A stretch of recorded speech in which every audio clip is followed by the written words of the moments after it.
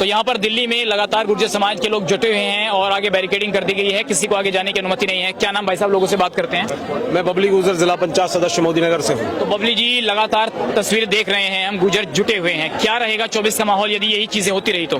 देखिए, जहाँ तक 24 की बात हम करें, अगर गुर्जर समाज की बात करें, किसी प्रदेश की बात करें, राजस्थान की बात करें, हरियाणा की बात करें, अभी मध्य प्रदेश में जो हुआ वो सबके सामने है। अभी सहारनपुर में देखा होगा, अभी हापुड़ में देखा होगा, तमाम जगह, नोएडा में बहुत सारी चीजें ऐसी हैं कि ये सरकार समाज के खिलाफ बहुत सारे काम कर रही है, समाज के खिलाफ शोषण करने का काम कर रही है। अगर हम लोग जहां भी आवाज उठाते हैं, हमारी आवाज को दबाने का काम किया जाता है और तमाम तरह के मुकदमे लगाकर, तमाम तरह का शोषण करके इस गुर्जर समाज को दबाने का काम ये सरकार कर रही है। ये समाज के विधायक भी हैं, सांसद भी हैं, मंत्री भी हैं, फिर क्यों सेटिस्फाई नहीं है गुर्जर? देखिए, मेरे समाज की बात नहीं है, विधायक और मंत्री और सांसद तो जिस समाज के भी हैं वो सक्षम नहीं है।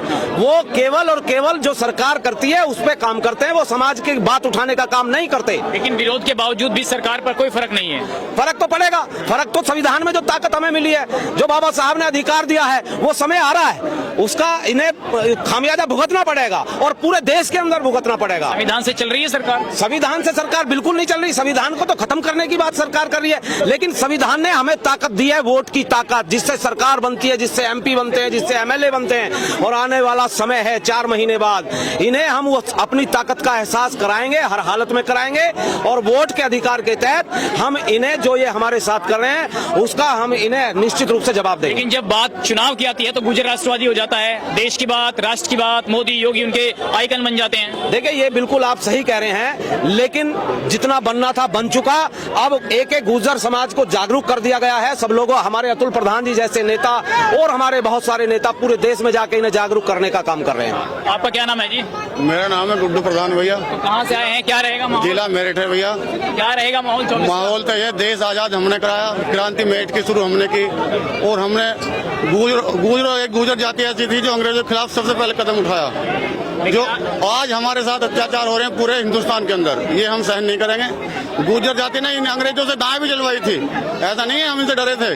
दाएं शब्द को आप नहीं जानते हो, दाएं होती थी पहले जो गेहूं हम निकालते थे और मशीन से निकालते, उसमें बैल चलते थे, बैलों की जगह हमने इन अंग्रेजों को चलाया। लेकिन आज ये भाजपा सरकार हमें अनदेखा कर रही है। हमारे परिवार के परिवार, हमारे गाँव के गाँव नष्ट कर दिए गए थे उस वक्त। चलिए ठीक है। हाँ जी भाई, आपका क्या नाम है?